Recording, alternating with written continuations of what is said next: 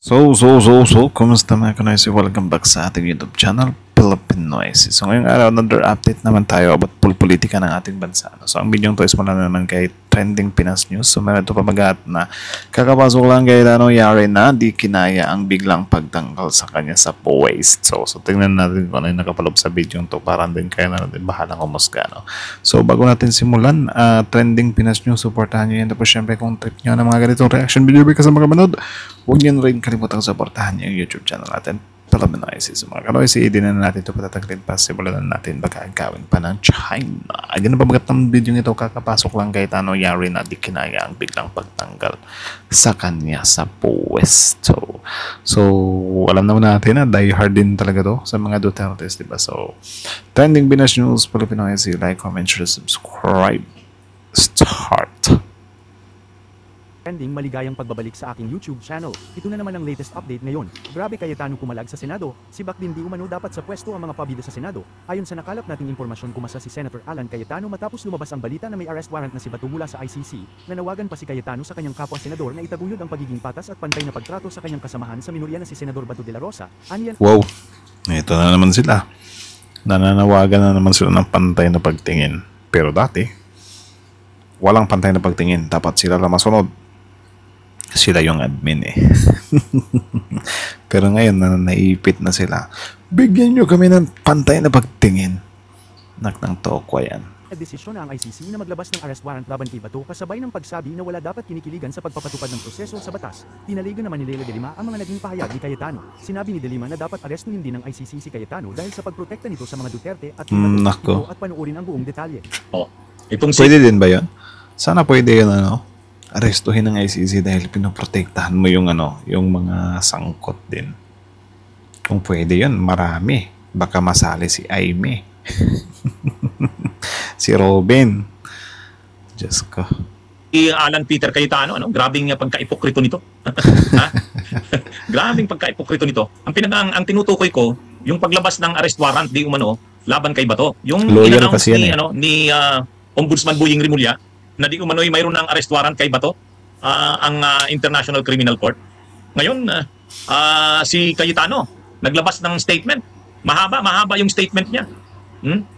Kung titingnan ang kung maiksi lang ang paiiksiin yung sinabi niya, simple lang naman. Sabi dito sa Inquirer.net, all Filipinos deserve due process. Wow. Amid De La Rosa ICC News. Yan Grabe all Filipinos deserve due process. Ewan ko talaga sa mga taong to par.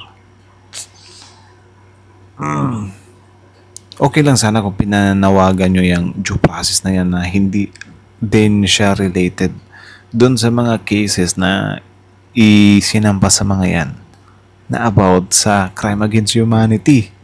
Di ba? Yung pagpapaliwala sa due process. Lakas din talaga ng nitong si Cayetano par. Sabi daw yan Cayetano. So, nang lumabas yung balita na di umano'y may mayroon ng arrest warrant si Bato galing sa ICC, biglang naglabas ng mahabang statement si Cayetano. Pero ang pinakabuod, lahat daw ng Pilipino ay deserve daw o dapat igalang daw o bigyan daw ng due process. Ano pa man daw ang katayuan mo sa buhay, karaniwang Pilipino ka man o senador ka man, dapat daw ay igalang, bigyan, kilalanin. Manahimik ka, anak ng grabe talaga. Minsan talaga iniinis talaga tayo ng mga taong to Parang Aimee the second lang din to Ang due process. Kumbaga ang sinasabi ni Cayetano, mga kabunyog, mga kababayan, dapat irespeto ang due process ni Bato.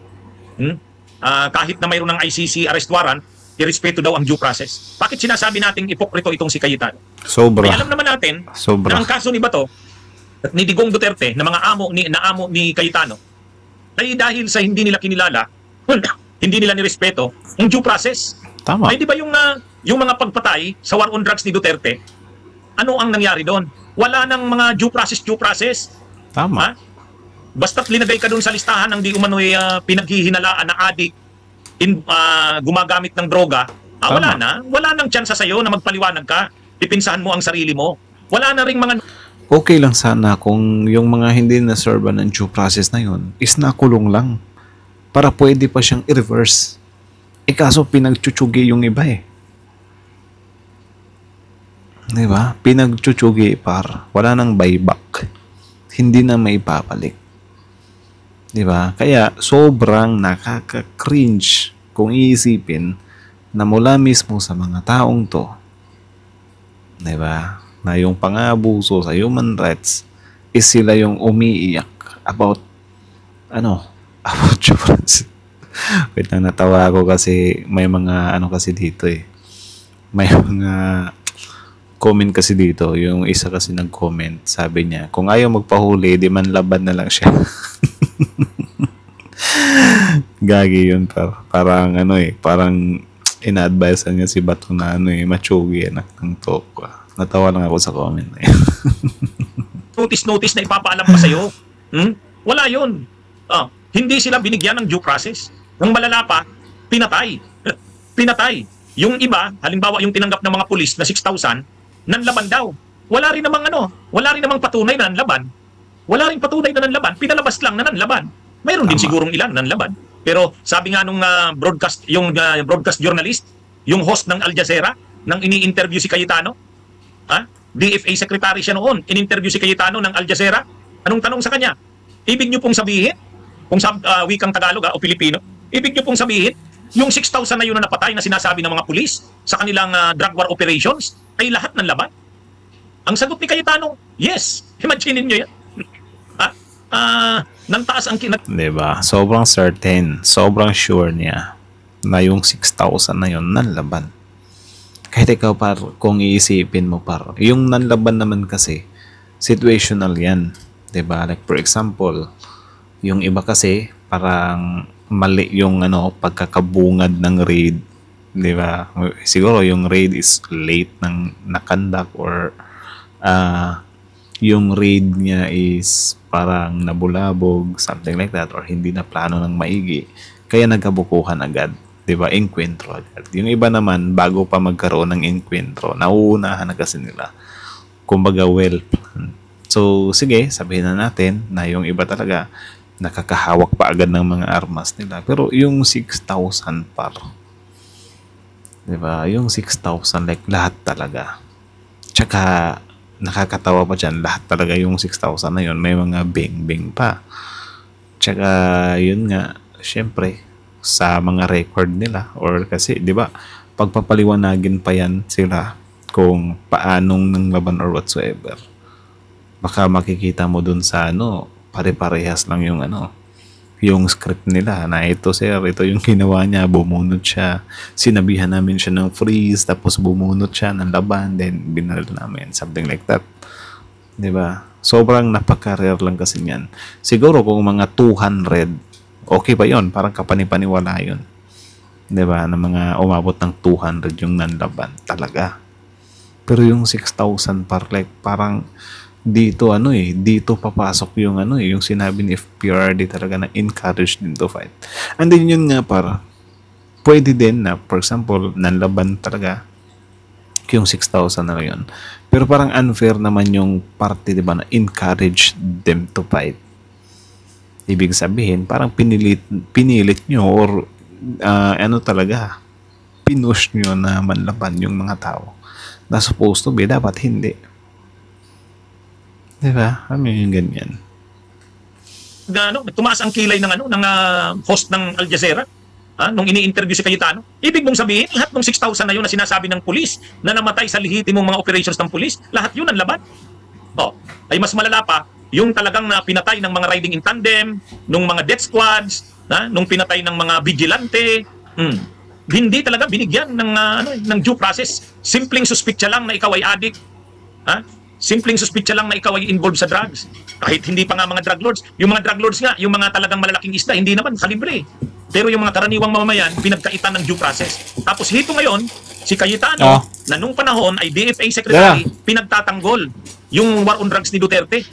At ngayon, na si Bato ay nahaharap na sa pananagutan, pinapanagot na sa madugong war on drugs noon, na pinagkaitan ng due process. Ito ngayon si Cayetano, due process na ngayon ang bukang bibig. Due process na ngayon ang bukang bibig, makakabunyog. At matindi itong si Cayetano, grabing kaipokrituhan.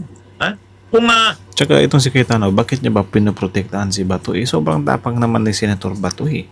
Hinamon niya nga yung ICC na bring it on or halika dito, di ba? Hindi siya natatakot sa ICC.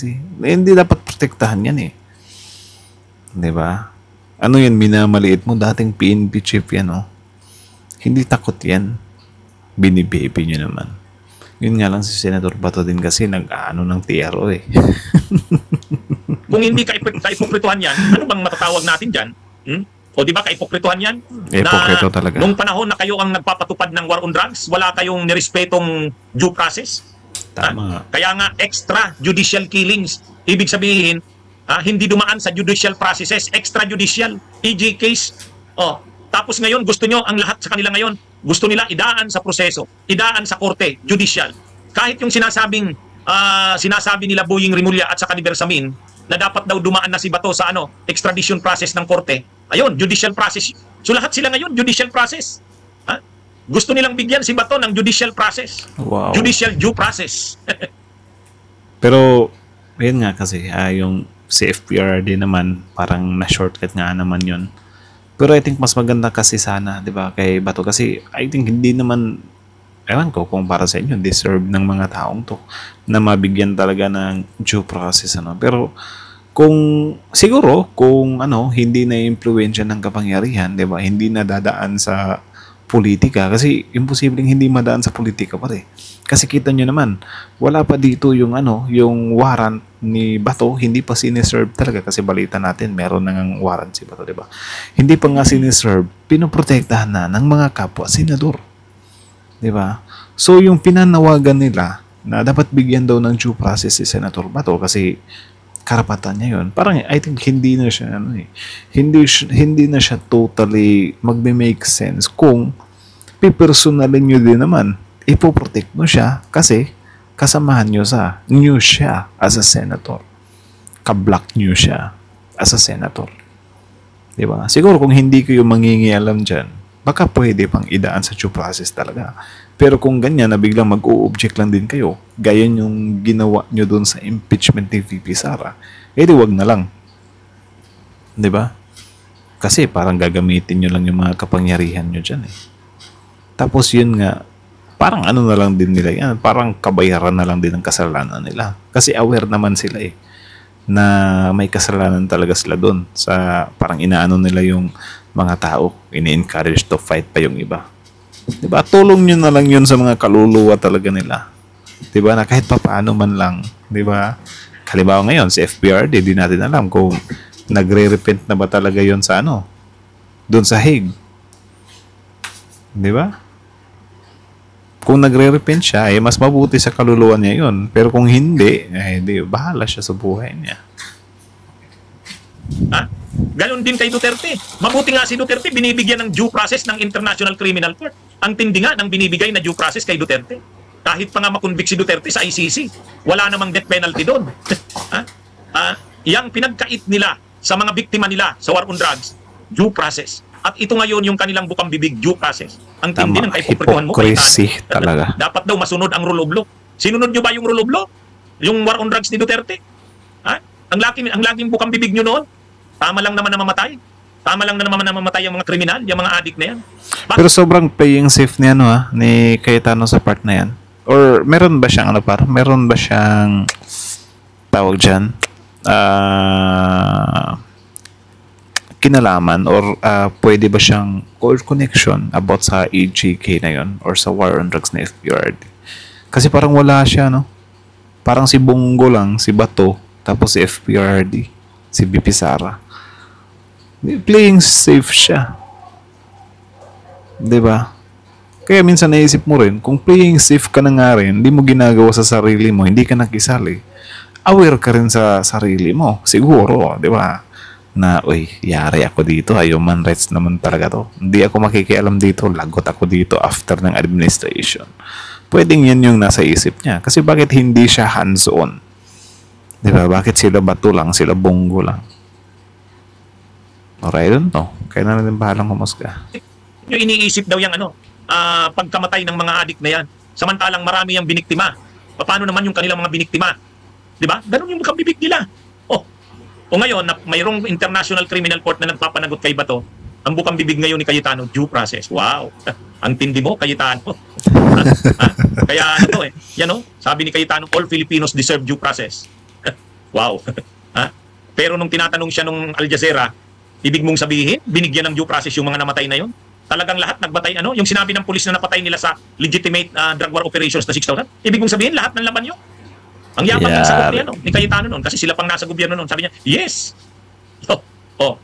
Tapos ngayon, dahil aarestuhin na si Bato, ang sasabihin na ngayon, sinasabi na ni Cayetano, due process daw kay Bato. Hindi raw dapat hindi raw dapat gamitin ang hustisya para sinasabi nyo lang yan. Hala, wala na yung video natin par. Malas, puno na yung phone natin. So I think hanggang dito na lang talaga tayo. Pasensya na kayo, sobrang hahaba kasi na nireact natin par. Tagi-isang oras. So napuno yung phone natin. So hanggang dito na lang muna. Paano ba yan? Yung ginagamit ko pang record ko.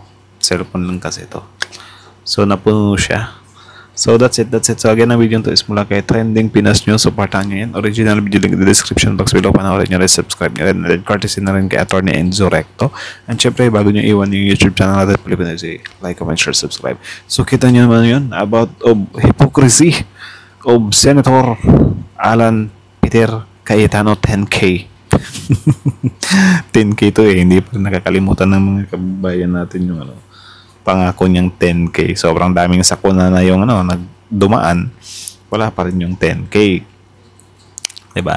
So yun nga, since alam naman natin na yun nga, yung balita according to Ombudsman Remulla, meron na daw tawag dyan, meron na daw warrant of arrest laban kay Bato. And then yun nga, nakakatawang isipin na si Senator Bato ngayon is parang tumatakbo talaga siya sa natin, na nanghihingi ng TRO para maano daw yung warrant sa kanya, na para bang, 'di ba, hindi tumutugma yung pinagsasabi niya noon, 'di ba, yung sobrang katapangan niya noon sa pinaggagawa niya ngayon. Kasi parang nagiging siya ngayon nagiging aligaga talaga siya ngayon, 'di ba? Wala, nakakatawa lang na sobrang tatapang niyo kapag nasa kapangyarihan kayo, pero ngayon na bigla kayong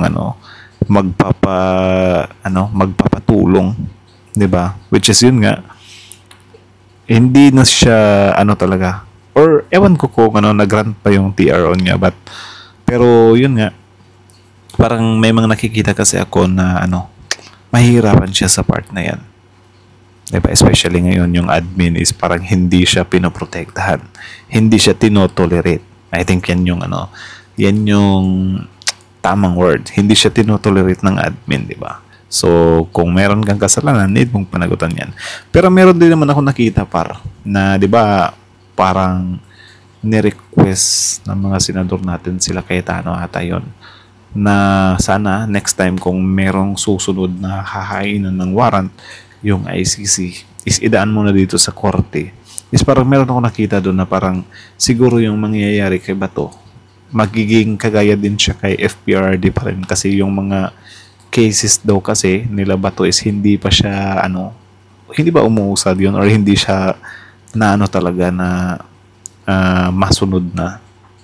So in short daw, parang magi-stand yung old way ng daw ng warrant ng ICC. So correct me if I'm wrong na lang, pero parang may nakita kasi akong ganun na may possibility daw, siguro mga low percentage lang, na magaya si Senator Bato sa way of extraction kay FPRD. Pero kung if ever ganun yung mangyari, agree ba kayo doon, or payag ba kayo sa ganung way pa rin?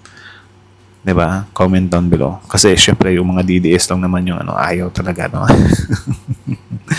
So about kay Alan Peter Cayetano 10K, anong masasabi niyo sa kanya about dito sa pagde-defend niya and using the word due process? Ako naman wala akong problema talaga.